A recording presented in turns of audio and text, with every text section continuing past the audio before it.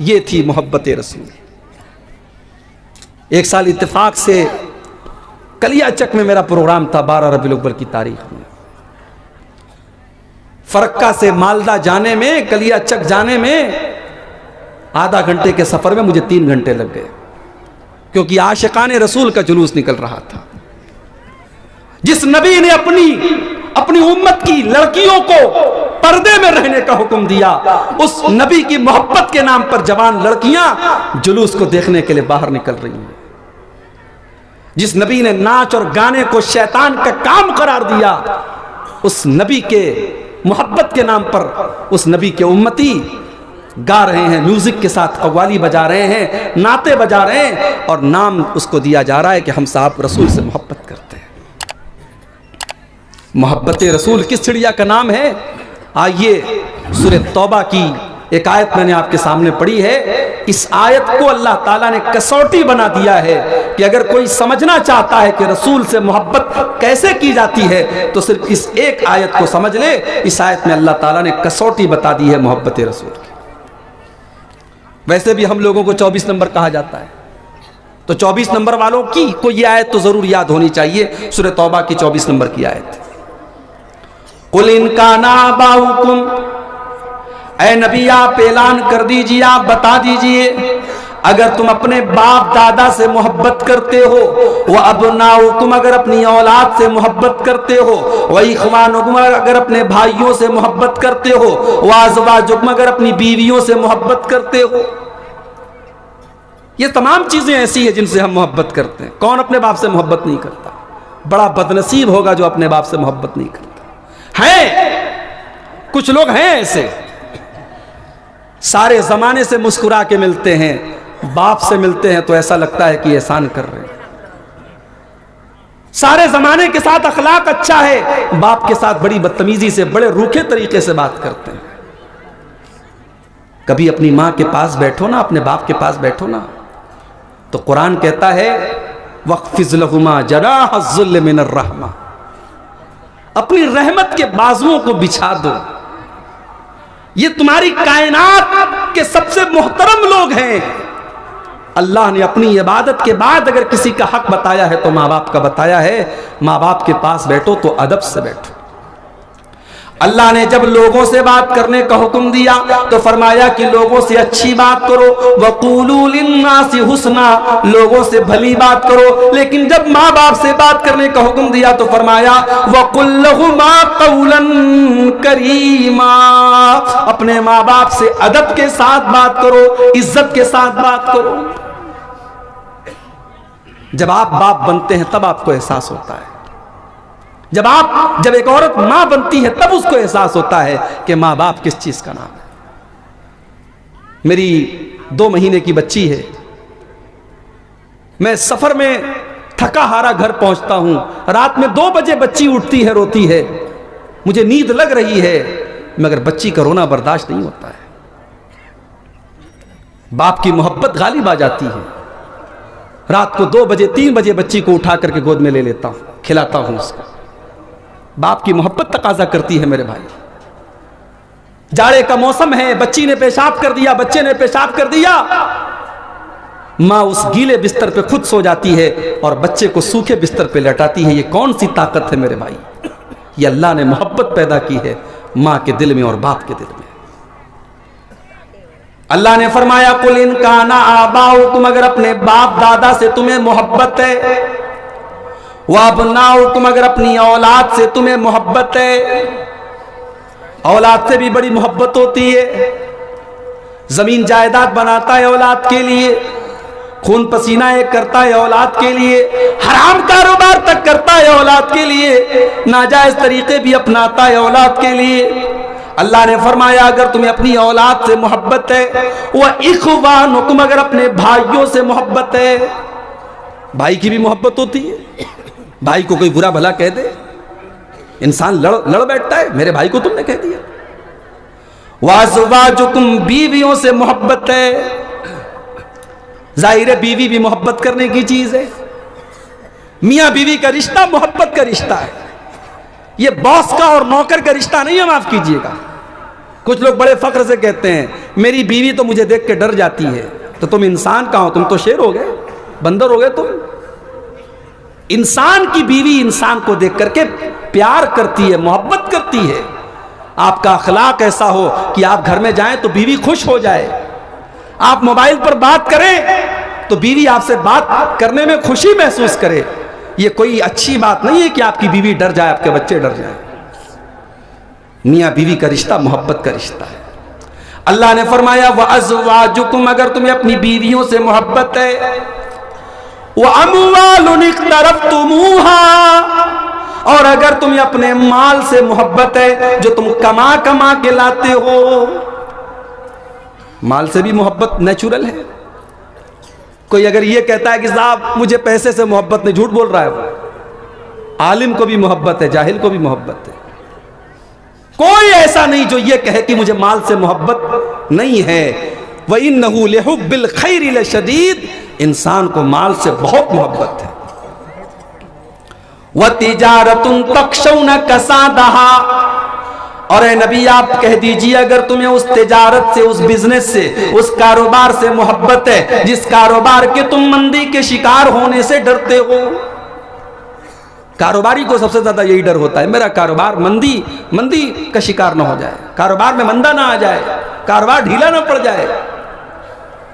व मसाकिन तरज़ौनहा, और वो घर और मकान जो तुम बड़े शौक से बनाते हो, अगर उस मकान से तुमको मोहब्बत है। अल्लाह ने 8 चीजों का नाम लिया। बाप दादा से मोहब्बत है, औलाद से मोहब्बत है, भाई बंधु से मोहब्बत है, बीवी से मोहब्बत है, माल से मोहब्बत है, तिजारत से मोहब्बत है, घर बार से मोहब्बत है, खानदान से मोहब्बत है। 8 चीजों का नाम लिया अल्लाह ने फरमाया अगर इन 8 चीजों की मोहब्बत अहब्बा इलैकुम मिनल्लाहि व रसूलिही व जिहादिन फी सबीलिही, अगर इन 8 चीजों में से किसी चीज की मोहब्बत अल्लाह से बढ़ के हो जाए, रसूल से बढ़ के हो जाए, और अल्लाह की राह में जिहाद से बढ़कर के हो जाए, फतरब्बसू, तो तुम अल्लाह के अजाब का इंतजार करो। कसौटी बता दी अल्लाह ने। जाओ अपनी अपनी जिंदगी का जायजा लो। कहीं ऐसा तो नहीं कि बीवी की मोहब्बत के चक्कर में तुमने अल्लाह और उसके रसूल की मोहब्बत को कुर्बान कर दिया। कहीं ऐसा तो नहीं कि माल के चक्कर में तुमने अल्लाह और उसके रसूल की मोहब्बत को कुर्बान कर दिया। कहीं ऐसा तो नहीं कि कारोबार की मोहब्बत में तुम अल्लाह को भूल गए। कहीं ऐसा तो नहीं कि औलाद की मोहब्बत में तुम अल्लाह को भूल गए। सहाबा को देखो, इस कसौटी पर अगर इस कायनात में सबसे खरे कोई उतरे हैं तो सहाबा उतरे। उन्हें अपने बाप दादा से मोहब्बत थी, मगर अल्लाह और उसके रसूल से बढ़ के नहीं थी। अब्दुल्ला बिन उबई मुनाफिकों का सरदार है, उसने अल्लाह के नबी को गाली दी। उसने अल्लाह के नबी से कहा ला युखरिजन्नल आज़्ज़ु मिनहल अज़ल, इज्जत वाला जब मदीने में पहुंचेगा तो जिल्लत वाले को निकाल बाहर कर देगा। उसने अपने आप को इज्जत वाला कहा और अल्लाह के नबी को जिल्लत वाला कहा, गाली दी नबी को। उसका बेटा अब्दुल्ला वो मुसलमान था, सहाबी था, बेटे के कान में अपने बाप के जुमले पड़ गए। बेटे के कान में बाप के जुमले पड़ गए। मदीना की सरहद के दरवाजे पर बेटा खड़ा हो गया और बाप को मदीना में एंट्री करने से मना कर दिया। कहा जब तक अल्लाह के नबी इजाजत न दे दे मैं तुझे मदीना में जाने नहीं दूंगा। तूने मेरे नबी को बुरा भला कहा है। बाप से मोहब्बत करता था लेकिन अल्लाह और उसके रसूल से बढ़ के नहीं। तूने मेरे नबी को गाली दी, मैं तुझे मदीना में जाने नहीं दूंगा। अल्लाह के नबी आए, समझाया, ठीक है तुम्हारे बाप ने मुझे बुरा भला कहा है, कोई बात नहीं, जाने दो उसे। कहा है अल्लाह के नबी अगर कभी मेरे बाप की गुस्ताखियों की वजह से अगर कत्ल करने का ऑर्डर दें तो सबसे पहले मुझे कत्ल कर दे। मेरा बाप आपके बारे में गलत जुमले बोलता है, मैं अपने बाप को अपने हाथों से कत्ल कर दूंगा। इस्लाम से बढ़ के, अल्लाह और उसके रसूल से बढ़ के बाप से मोहब्बत नहीं थी। वह अबनाउकुम, औलाद से बढ़कर के तुम्हें अल्लाह और उसके रसूल की मोहब्बत होनी चाहिए। जंगे बद्र का मैदान याद करो। अबू बकर सिद्दीक मुसलमान है, उनका बेटा अब्दुर्रहमान काफिर है। अबू बकर सिद्दीक मुसलमानों की तरफ से लड़ रहे हैं, बेटा काफिरों की तरफ से लड़ रहा है। बार बार बाप बेटे का सामना होता है, बेटा अपने बाप को छोड़ देता है कि ये तो मेरा बाप है, इससे मैं इसके ऊपर मैं हमला नहीं करूंगा। जंग खत्म हो जाती है। बाद में अब्दुर्रहमान भी मुसलमान हो जाते हैं, अपने बाप से कहते हैं अब्बा जान, गज़वे बद्र में बार बार आपका मुझसे सामना हो रहा था और मैं आपको नजरअंदाज कर रहा था कि आप मेरे बाप हैं, कहीं ऐसा ना हो कि मेरी तलवार से आपकी गर्दन कट जाए। कहा बेटा अगर तेरी गर्दन मेरी तलवार के नीचे आई होती तो मैं तुझे कभी न छोड़ता, इसलिए कि मैं उस वक्त अपने बेटे की हैसियत से नहीं, अल्लाह और उसके रसूल के दुश्मन की हैसियत से तुझसे जंग कर रहा था। वाबनाउकुम, अपनी औलाद से बढ़कर के तुम्हें अल्लाह और उसके रसूल से मोहब्बत होनी चाहिए। वइख्वानुकुम, अपने भाइयों से बढ़कर के तुम्हें अल्लाह और उसके रसूल से मोहब्बत होनी चाहिए। हजरत मुसअब इब्न उमैर, इनका एक भाई था, उसका नाम था उबैद। वो गज़वे उहद में, गज़वे बद्र में अरेस्ट हुआ, गिरफ्तार हुआ। एक सहाबी ने उसको गिरफ्तार किया। हजरत मुसअब इब्न उमैर की नजर पड़ी, कहा कि ये बड़े अमीर बाप का बेटा है, इसको कस के बांध दो, इसकी मां से बड़ी रकम मिलेगी, बड़ा पैसा मिलेगा। अपने ही सगे भाई के बारे में कहा, इसको कस के बांध दो, इससे बहुत पैसा मिलेगा। मुसअब इब्न उमैर के भाई ने, अबू उबैद ने कहा कि तू तो मेरा भाई है, तू ऐसा कैसे बोल सकता है? कहा कि तू मेरा भाई नहीं है, इन्नहु अखी दूनक, जिसने तुझे अरेस्ट किया है वो मेरा भाई है, तू इस्लाम के अंदर नहीं है, इसलिए मेरा तुझसे कोई भाईचारा नहीं है।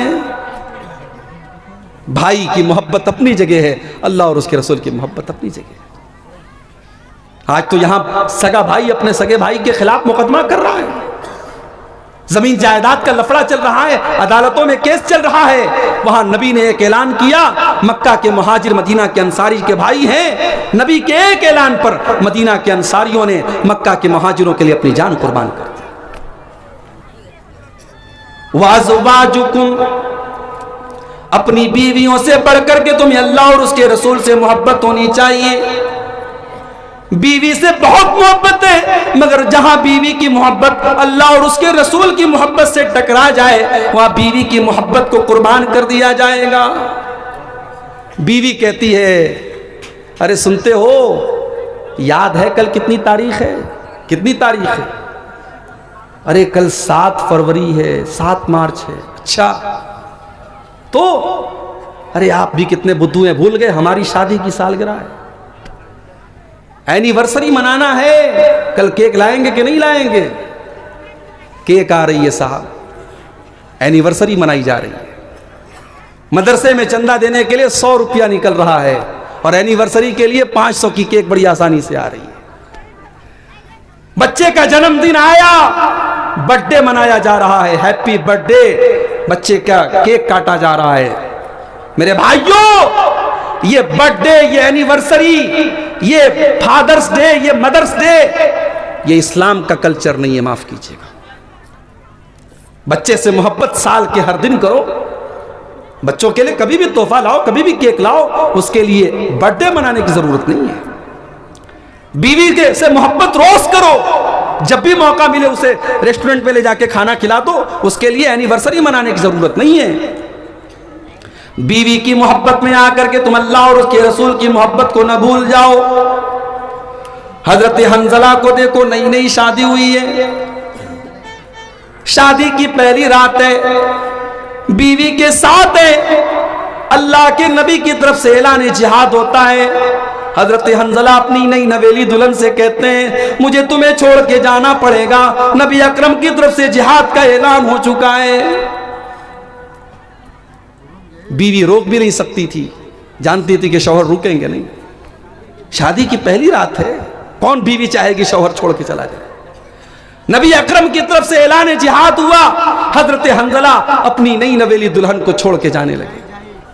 बीवी ने कहा है, मेरे सरताज, गुस्ले जनाबत आपके ऊपर फर्ज हो चुका है, गुस्ल तो करके चले जाइए, का टाइम नहीं है। नबी अकरम की तरफ से कूच करने का ऐलान हो चुका है, रातों रात निकलना है, मुझे अभी जाना पड़ेगा। मैं अगर जिंदा लौट के आया तो मैं गुस्ल कर लूंगा। जिहाद के मैदान में जाने के लिए तहारत शर्त नहीं है, पाक होना शर्त नहीं है। चले गए उसी हाल।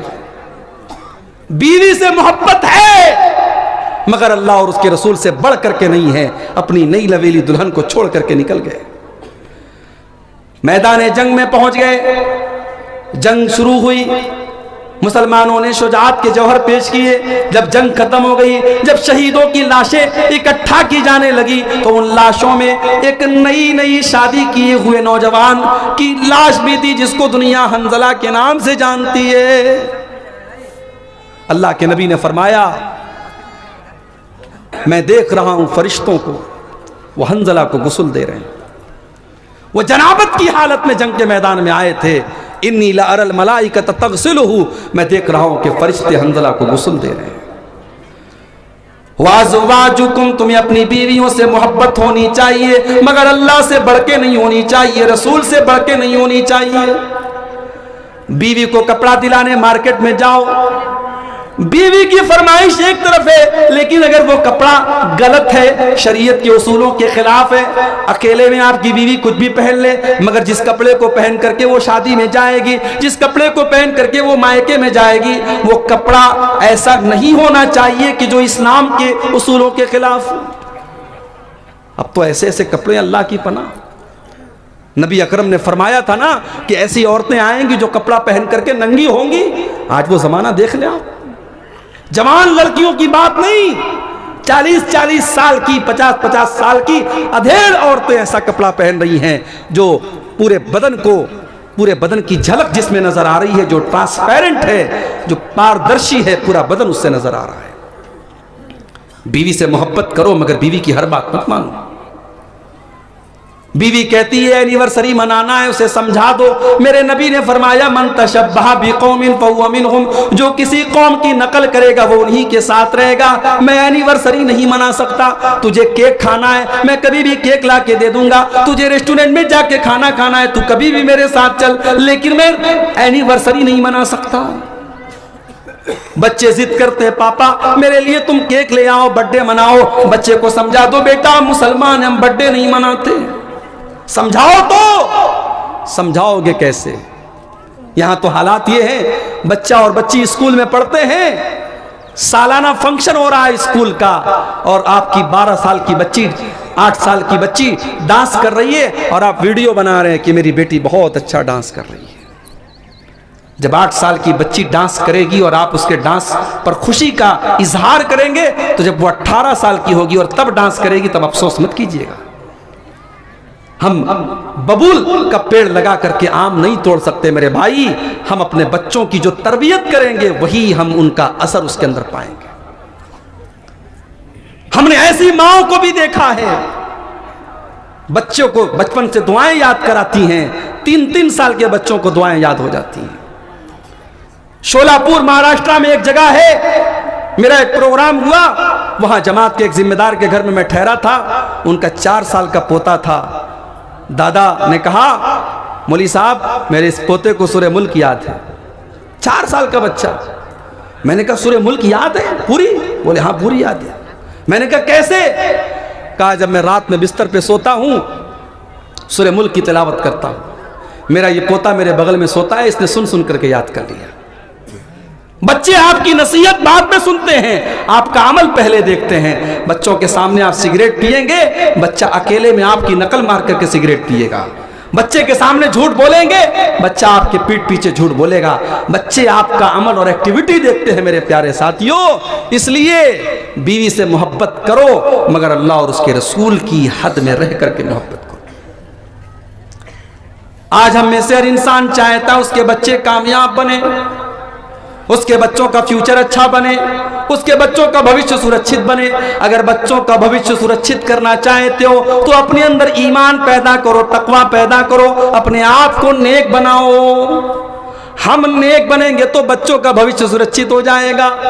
हजरत अब्दुल्ला बिन मसूद रजी अल्लाह ताला अन्हु रात में तहज्जुद की नमाज पढ़ रहे हैं, अल्लाह की बारगाह में आंसू बहा रहे हैं। उनका 8-9 साल का मासूम बच्चा सो रहा है। अब्दुल्ला बिन मसूद सलाम फेरते हैं, अपने बच्चे के सर पर हाथ फेरते और कहते हैं मिन अजली का या बोनैया, ऐ मेरे बच्चे, तेरे लिए तेरा बाप तहज्जुद पढ़ रहा है, तेरे लिए तेरा बाप क़ियामुल लैल पढ़ रहा है, तेरा बाप इसलिए इतनी मेहनत कर रहा है कि कल तेरा भविष्य अच्छा हो जाए।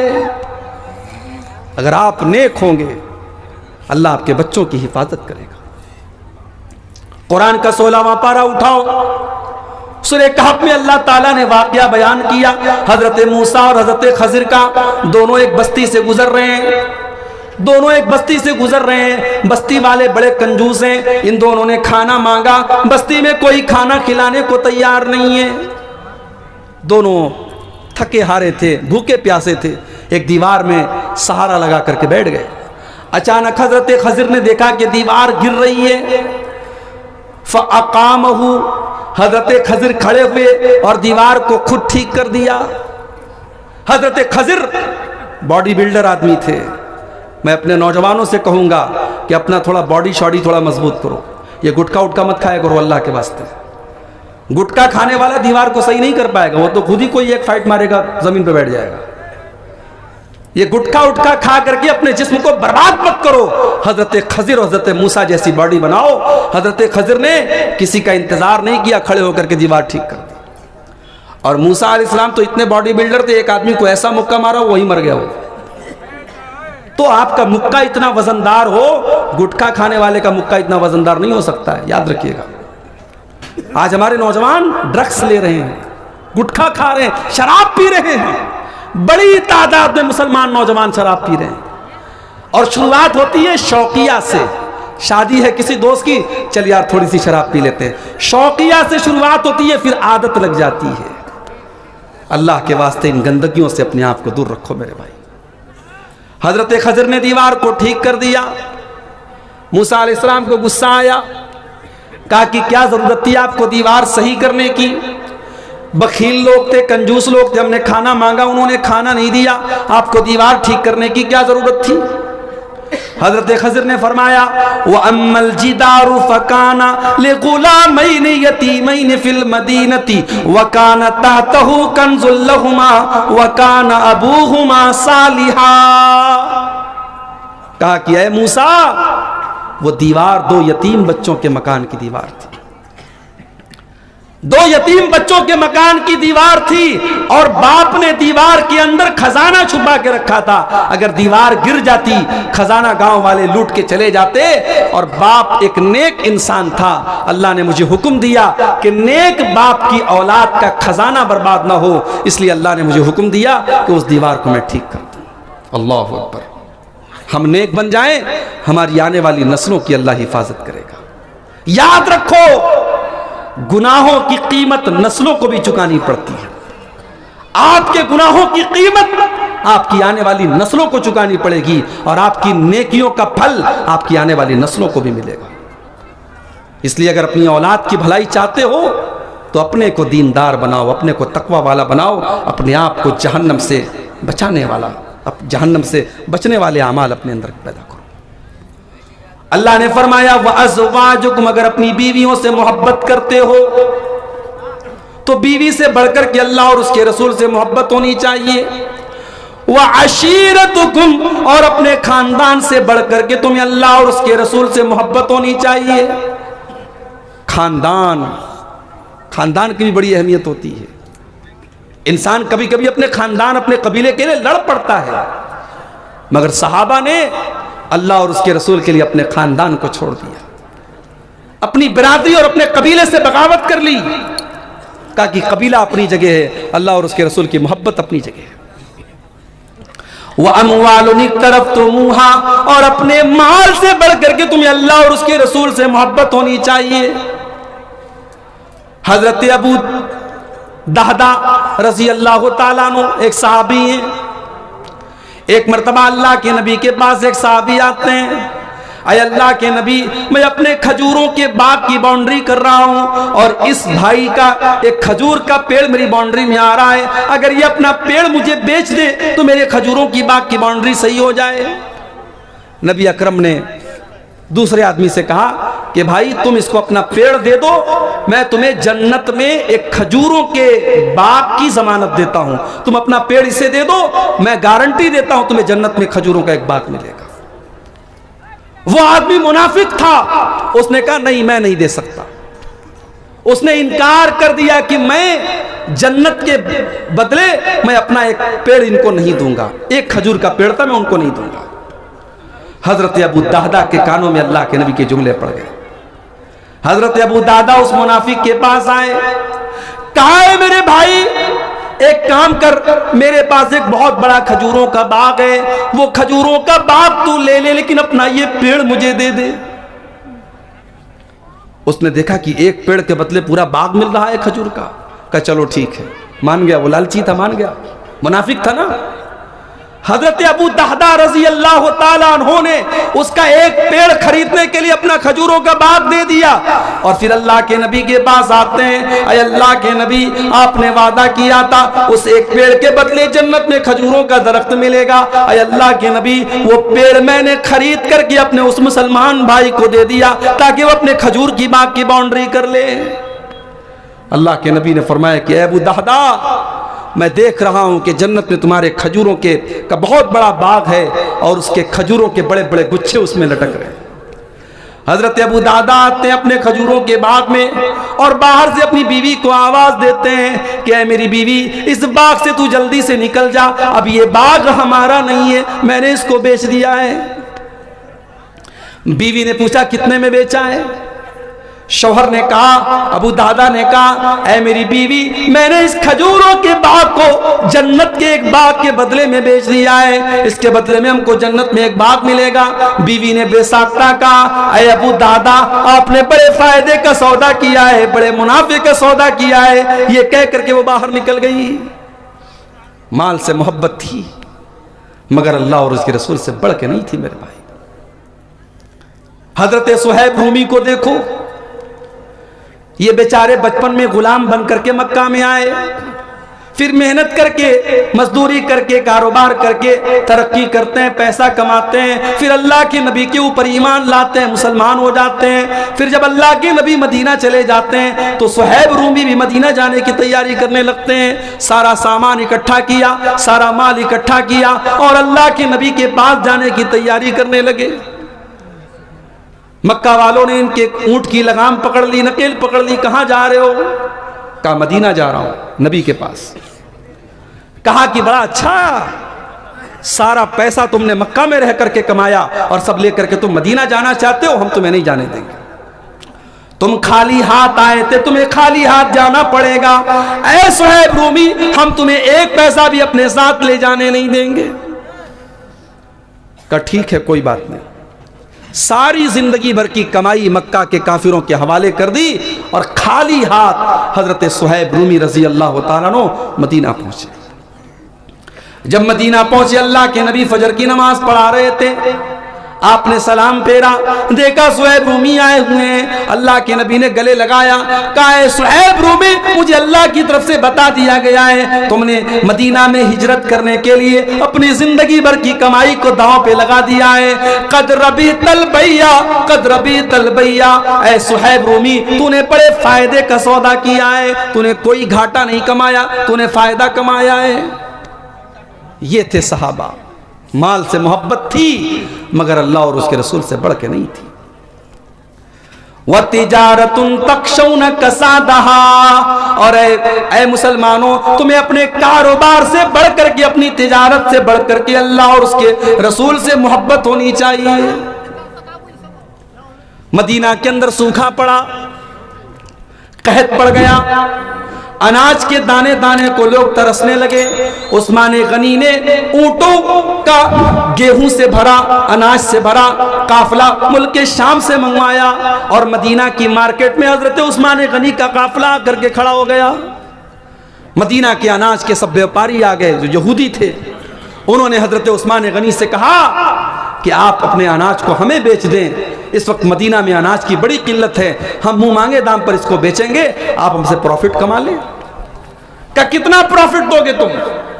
कहा कि उस्मान गनी आप जो 10 का माल लाए हैं हम 12 का लेने को तैयार हैं। कहा मुझे ज्यादा प्रॉफिट मिल रहा है। कहा हम 10 का 15 देने को तैयार हैं। कहा ज्यादा प्रॉफिट मिल रहा है। कहा कि हम 10 का 20 देने को तैयार हैं। कहा कि मुझे तो उससे भी ज्यादा मिल रहा है। मदीना के ताजिरों ने कहा, यहूदियों ने कहा, ऐ उस्मान गनी हम तुम्हें डबल दे रहे हैं, तुम्हें कौन हमसे ज्यादा प्रॉफिट दे रहा है? उस्मान गनी ने फरमाया, ओ लोगों, मेरा अल्लाह कुरान में कहता है जो एक नेकी करेगा उसका बदला हम 10 गुना से लेकर के 700 गुना तक देंगे। जाओ, मैंने ये सारा का सारा अनाज मदीना के गरीबों में तकसीम कर दिया। तिजारत से मोहब्बत है मगर अल्लाह से बढ़ के नहीं है, रसूल से बढ़ के नहीं है मेरे भाई।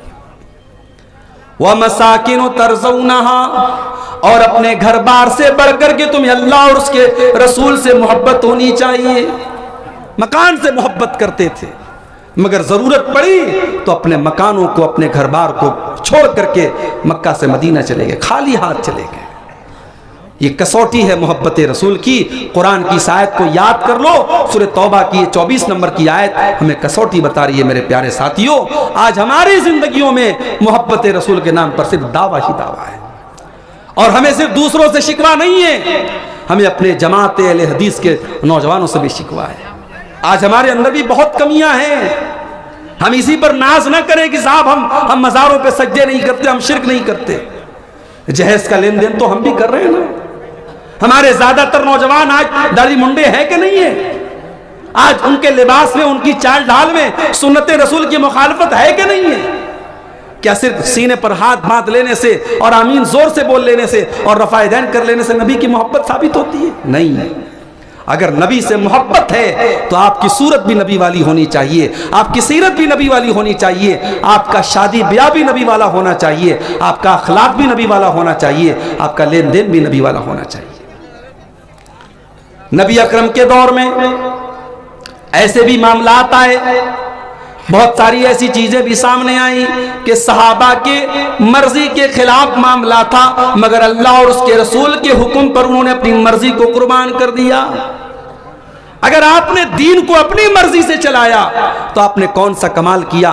कमाल तो यह है कि आप अपनी मर्जी को कुर्बान कर दें अल्लाह और उसके रसूल के दीन के नाम पर। एक वाकया सुनाता हूं और फिर इंशाअल्लाह हम बात को ख़त्म करेंगे कि देखिए अल्लाह और उसके रसूल के आगे अपनी इच्छा और अपनी ख्वाहिशात को सहाबा ने कैसे कुर्बान किया था।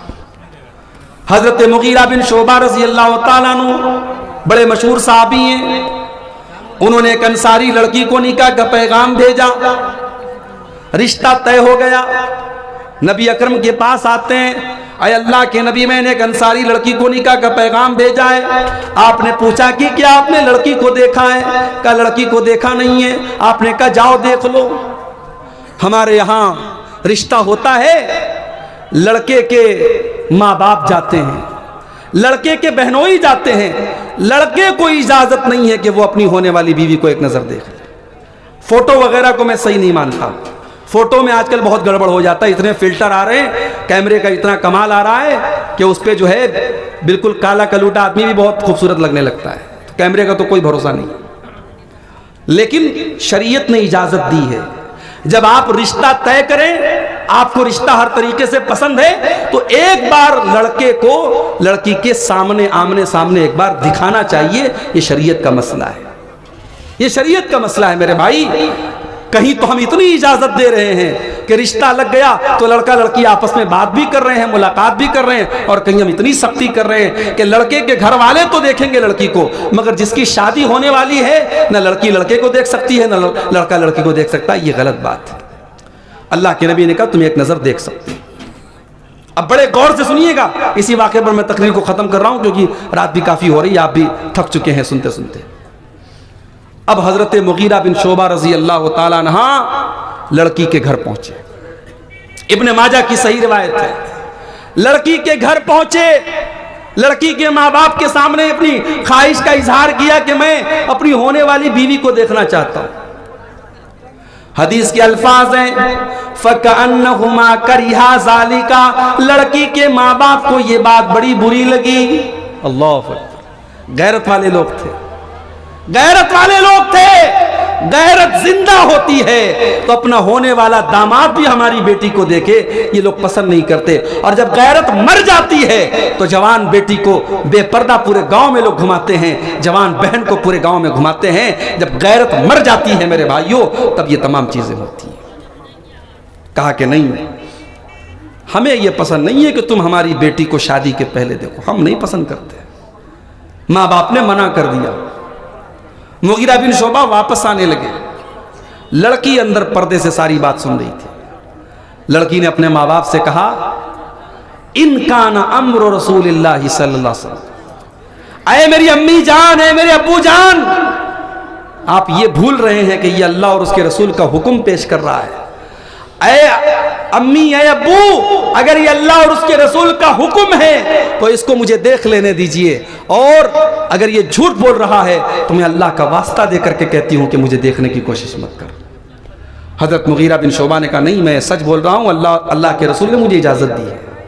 उन्होंने लड़की को देखा, पसंद आई, निकाह हो गया और बड़ी मोहब्बत के साथ दोनों मियाँ बीवी रहने लगे। ये होती है मोहब्बत रसूल। अब आखिरी चीज जो बयान करके बात खत्म कर रहा हूं, आपने मोहब्बत रसूल की कसौटी तो सुन ली, मोहब्बत रसूल के तकाजे क्या हैं, कैसे पता चले कि हां हमें रसूल से मोहब्बत है। तो 4 काम कर लो, 4 काम कर लो, इससे प्रूफ हो जाएगा कि हां आपको नबी से मोहब्बत है। फल्लज़ीना आमनू बिही, जो लोग नबी के ऊपर ईमान लाते हैं, व अज़्ज़रूहु, जो नबी का एहतराम करते हैं, व नसरूहु, जो नबी की मदद करते हैं, व तबउन नूरल्लज़ी उनज़िला माहू, और जो नबी के साथ जो रोशनी आई है, जो नूर आया है, उस नूर की पैरवी करते हैं, फ़उलाइका हुमुल मुफ़्लिहून, वही लोग कामयाब होने वाले। 4 काम कर लो। पहला काम, नबी पर ईमान लाओ। डॉक्टर जाकिर नायक ने एक मौके पर कहा था कि अगर कोई ला इलाहा इल्लल्लाह पढ़ता है और मोहम्मदुर रसूलुल्लाह नहीं पढ़ता है, अल्लाह को तो एक मानता है लेकिन अल्लाह के रसूल को रसूल नहीं मानता है, तो 99.99% तो यही पॉसिबिलिटी है कि वो जहन्नम में जाएगा, लेकिन 0.01% इस बात का इम्कान है कि वो जन्नत में जाएगा। डॉक्टर जाकिर नायक का मैं बहुत एहतराम करता हूं, बहुत बड़े स्कॉलर हैं, बहुत मेहनती हैं, मगर जाहिर है उनकी अपनी एक फील्ड है। हर इंसान हर फील्ड में दखल दे ये मुनासिब नहीं है। फतवा देना ये मुफ्ती का काम है। हर आदमी जो तकरीर करे वो फतवा दे, ये मुनासिब नहीं है। कोई तकरीर अच्छी करता है, कोई लिखता अच्छा है, अब जो तकरीर अच्छी कर रहा है वो लिखने का काम करे, ये मुनासिब नहीं है। डॉक्टर जाकिर नायक की ये बात गलत थी। जो अल्लाह के रसूल को रसूल ना माने, उसकी 0% भी गुंजाइश नहीं है जन्नत में जाने की।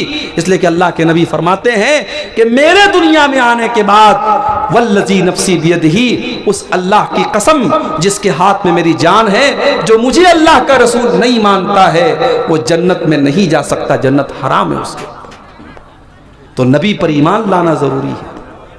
नबी से मोहब्बत तो महात्मा गांधी भी करते थे, उन्होंने लिखा है अपनी किताबों में, अल्लाह के नबी के बारे में बड़ी अच्छी अच्छी बातें लिखी है, लेकिन ईमान नहीं लाए। बहुत बड़े बड़े लोगों ने अल्लाह के रसूल के बारे में बड़ी तारीफी बातें लिखी है, लेकिन ईमान नहीं लाए। ईमान लाना जरूरी है कामयाब होने के लिए। अबू तालिब अल्लाह के नबी के चचाएं, सारी जिंदगी अल्लाह के नबी का सपोर्ट करते रहे, मगर अल्लाह के नबी के ऊपर ईमान नहीं ला सके। जब आखिरी टाइम आया, अल्लाह के नबी ने कहा कि ऐ चचा आप कलमा पढ़ दीजिए, ला इलाहा इल्लल्लाह पढ़ दीजिए, मैं इस कलमे के जरिए अल्लाह ताला के यहाँ आपके लिए बहस करूंगा। मगर अबू तालिब के बगल में अबू जहल बैठा था, अब्दुल्ला बिन उमैया बैठा था। उन दोनों ने कहा कि ऐ अबू तालिब अपने बाप दादा का मजहब मत छोड़ना। बुरे दोस्त हमेशा लुटिया डुबो देते, याद रखो। अबू तालिब कलमा पढ़ लेते मगर उन दोनों ने इतना भड़काया, बाप दादा का नाम लेकर के अबू तालिब ने कलमा नहीं पढ़ा, और आखिरी सेंटेंस जो उनके मुंह से निकला, आखिरी जुमला, उन्होंने कहा अला मिल्लत अब्दुल मुत्तलिब, मैं अपने बाप अब्दुल मुत्तलिब के मजहब पर दुनिया से जा रहा हूं। कलमा नहीं पढ़ सके। अबू तालिब ने ईमान कबूल नहीं किया। अल्लाह के नबी फरमाते हैं इसलिए अबू तालिब को भी जहन्नम में डाला जाएगा। ये अलग बात है, उन्होंने नबी का साथ दिया था तो उनको हल्का अजाब होगा, और वो हल्का अजाब भी ये होगा कि उनको आग का जूता पहनाया जाएगा जिससे उनका दिमाग खोलेगा। आग की जूती पहनाई जाएगी जिससे उनका दिमाग खोलेगा। तो नबी पर ईमान लाना बहुत जरूरी है मेरे भाई। और दूसरा काम, नबी का एहतराम करो। मैं अपने अहले हदीस नौजवानों से भी कहना चाहता हूं, जब भी अल्लाह के प्यारे नबी का नाम आए आप सल्लल्लाहु अलैहि वसल्लम जरूर कहा करें, जरूर पढ़ा करें।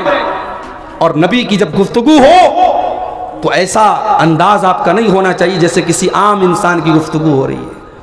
अल्लाह के नबी मोहसिन इंसानियत हैं, रहमत कायनात हैं, सारे इंसानों के सरदार हैं, सारे नबियों के सरदार हैं। आपका जो एहतराम है, जो रिस्पेक्ट है, वो होनी चाहिए। नबी की हदीस आपके सामने आए तो अदब से सुनिए, और नबी की हदीस सुनने के बाद कोशिश कीजिए कि उस पर अमल कीजिए। नबी का हुक्म आने के बाद सर झुका दीजिए, एहतराम कीजिए, रिस्पेक्ट कीजिए। हमारा यह अकीदा नहीं है कि नबी हमारे जैसे थे, माफ कीजिए, नबी इंसान थे लेकिन नबी हमारे जैसे नहीं थे। अल्लाह ताला ने बहुत सारे कमालात से नवाजा था। अल्लाह के नबी सो रहे हैं, उठ करके बगैर वजू किया आपने नमाज पढ़ ली, और सहाबा से कहा मेरी आंखें सो रही थी, दिल जाग रहा था। क्या हमारे साथ ऐसा मामला है? सलाम नमाज आप पढ़ा रहे हैं, पीछे सब लगी हुई है, आपने कहा मैं आगे के साथ साथ पीछे भी देखता हूं, सबको सीधी रखो। क्या हमारे साथ ऐसा मामला है? तो बहुत सारी स्पेशल चीजें थी अल्लाह के नबी के साथ, इसलिए यह कहना कि नबी हमारे जैसे थे ये गलत है। हाँ, नबी इंसान थे, जैसे हम इंसान हैं नबी भी इंसान थे, ये तो सही है, लेकिन हर पहलू से यह कहना कि नबी हमारे जैसे थे, ये अहले हदीस का अकीदा नहीं है। तो नबी पर ईमान लाओ, नबी का एहतराम करो। तीसरी चीज, नबी की मदद करो। नबी की मदद करो यानी नबी के दीन की मदद करो, नबी के मिशन की मदद करो। आज लोग नबी को पहचानते नहीं हैं। आज जो गैर मुस्लिम अल्लाह के नबी के बारे में उल्टी सीधी बातें करते हैं, ये क्या नाम है उसका, यतीनंद सरस्वती, बहुत बेहुदा जुबान इस्तेमाल करता है अल्लाह के नबी के लिए। उसने पढ़ा ही नहीं अल्लाह के नबी को। ये वसीम रिजवी जो हिंदू बन गया, गैर मुस्लिम बन गया, कौन त्यागी, जितेंद्र त्यागी बन गया, उसने अल्लाह के नबी की सीरत को जाना ही नहीं। जो नबी की सीरत को जानेगा वो नबी से कभी नफरत नहीं कर सकता। मेरे भाई, मेरे नबी तो सरापा रहमत थे। हमारा और आपका फर्ज है कि हम खुद नबी की सीरत को पढ़ें और दुनिया को पहचानवाएं कि देखो हमारे नबी ऐसे थे। और याद रखो, दुनिया हमारे किरदार में हमारे नबी का किरदार तलाश करेगी। अगर हमारे अंदर सच्चाई है तो दुनिया को यह मैसेज जाएगा कि ये नबी अकरम के मानने वाले हैं, जो सच बोलते थे ये भी सच बोल रहे हैं। अगर हम झूठ बोलेंगे, हम लोगों के साथ फ्रॉड करेंगे, हम धोखा देंगे, हम बेकसूरों को मारेंगे, तो दुनिया यही सोचेगी कि मोहम्मद के मानने वाले ऐसे होते हैं। हम अपने किरदार से अपने नबी के किरदार को जिंदा करें। और चौथा और लास्ट काम क्या करना है, वत्तबउ नूर अल्लज़ी उन्ज़िला माहू, नबी अकरम जो रोशनी लेकर के आए कुरान और सुन्नत, उस कुरान और सुन्नत को हमें मरते दम तक फॉलो करना है। इबादत में भी फॉलो करना है, शादी ब्याह में भी फॉलो करना है, जिंदगी के सारे शोबों में हम कोशिश करें कि हम कुरान और हदीस को फॉलो करें। अल्लाह से दुआ है रब्बुल आलमीन हम सबको अपने नबी से सच्ची मोहब्बत करने की तौफीक अता फरमाए। मोहब्बत रसूल के जो तकाजे मैंने बयान किए हैं, कहने वाले को सुनने वालों को सबको अमल की तौफीक अता फरमाए। आज का ये जलसा जिस मदरसे की तामीर और तरक्की के लिए हुआ है, अल्लाह ताला उस मदरसे को और तरक्की अता फरमाए। जिन भाइयों ने इस मदरसे में चंदा दिया है, अल्लाह उनके चंदे को कबूल फरमाए। अभी भी जो लोग पीछे रह गए हैं और मदरसे में ताउन नहीं किया है, अल्लाह उनको भी तौफीक दे कि वो जाते जाते जो भी वो ताउन उन्होंने इरादा किया है इस मदरसे के लिए वो करके जाएं। अल्लाह हमारे चंदे में, हमारी इबादतों में अल्लाह इखलास पैदा फरमाए। अल्लाह जब तक हमें दुनिया में ज़िंदा रखे, इस्लाम पर ज़िंदा रखे और हम सब का खात्मा ईमान पर हो। आमीन व आखिर दावाना अल्हम्दुलिल्लाहि रब्बिल आलमीन। अस्सलामु अलैकुम व रहमतुल्लाहि व बरकातहू।